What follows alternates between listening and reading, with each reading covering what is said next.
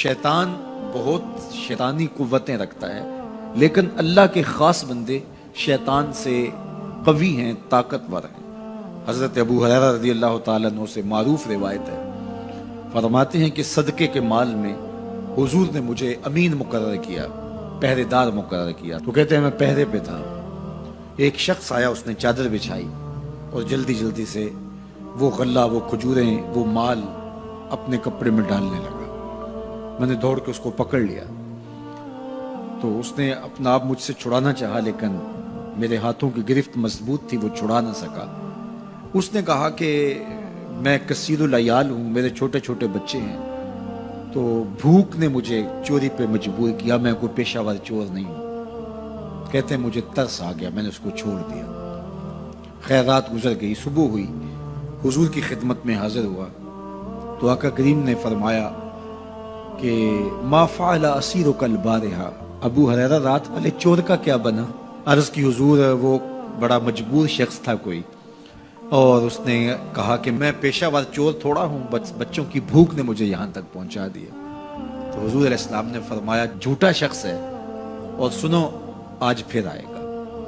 کہتے اگلے دن تو میں طاق میں رہا، تو خیر وہ آیا اور اس نے چادر بچھائی اور غلہ اس چادر میں ڈالنے لگا۔ میں نے جا کے پکڑ لیا، تو اس نے کہا مجھے چھوڑ دے۔ میں نے کہا میں تو نہیں چھوڑوں گا۔ اس نے کہا کہ مجھے چھوڑ دے، منت سماجت کی اور بہت ترلے کیے۔ تو کہتے میرے دل میں پھر ترس آ گیا، میں نے پھر چھوڑ دیا۔ میں پھر حضور کی خدمت میں آیا تو حضور نے فرمایا ما فعل اسیرک البارحہ، رات والے چور کا کیا بنا؟ میں نے کہا حضور وہ آیا اور اس نے کہا میں کثیر العیال ہوں، مجھے پھر ترس آ گیا، میں نے چھوڑ دیا۔ فرمایا جھوٹا آدمی ہے، اور سنو آج پھر آئے گا۔ اللہ اکبر! جو ہو چکا وہ بھی حضور جانتے ہیں، جو ہونے والا ہے وہ بھی میرے حضور جانتے ہیں۔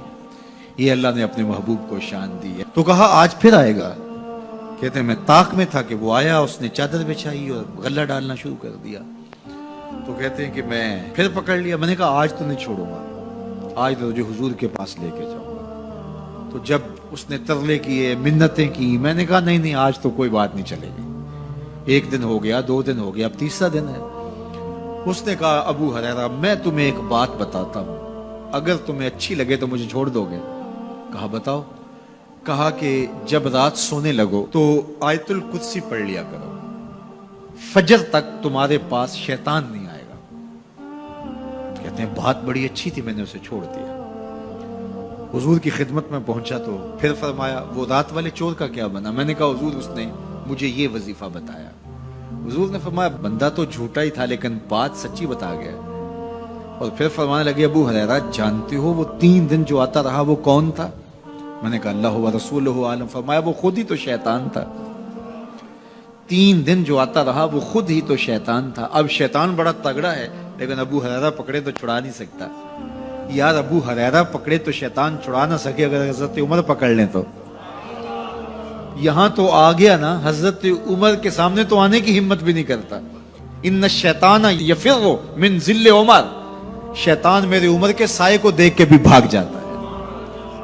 تو شیطان بڑا طاقتور ہے، بڑا قوی صحیح، لیکن اللہ کے مخلص بندوں کے مقابلے میں وہ بہت کمزور ہے۔ اس لیے اس راستے پہ اگر چلنا ہو تو کسی طاقتور کے ساتھ چلیں تاکہ یہ کمزور سمجھ کے حملہ آور نہ ہو جائے۔ تو ہم نماز کے اندر جب کھڑے ہوتے ہیں تو اس وقت اللہ سے سیدھی راہ جو مانگ رہے ہوتے ہیں، تو یہ نہیں مانگ رہے ہوتے کہ سیدھی راہ دکھائی دے۔ ہم دیکھ چکے ہیں حضور کے صدقے سے، تبھی تو کلمہ پڑھا ہے۔ سیدھی راہ دیکھ چکے ہیں تبھی تو وضو کیا ہے۔ سیدھی راہ دیکھ چکے ہیں تبھی تو کانوں تک ہاتھ لگا کے ہاتھ باندھے اس کی حضور کھڑے ہیں اور رخ قبلہ کی جانب کیا ہے۔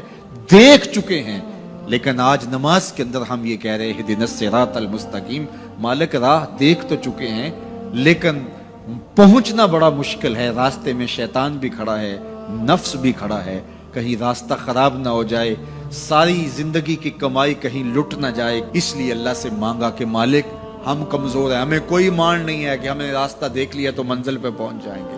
قدم قدم پہ شیطان ہے، نفس موجود ہے، مالک تو دستے کرم بڑھا اور ہمیں منزل تک پہنچا دے۔ اور جب وہ کرم کرے گا تو پھر پہنچتے ہوئے دیر نہیں لگے گی۔